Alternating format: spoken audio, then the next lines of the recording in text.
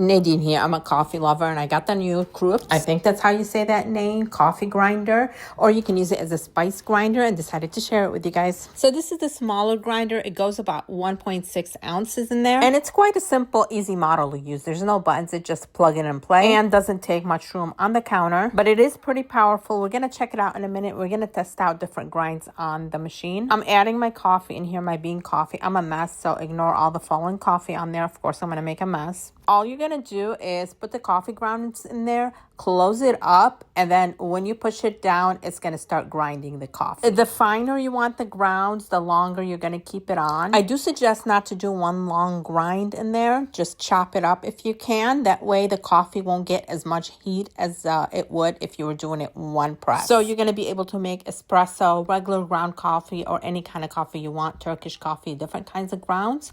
Perfect for somebody who wants to make their coffee fresh in the morning. For people who like to grind their spices in there, you can also do that. Now, when you want to close it, make sure it lines up in the back so that you can easily close it.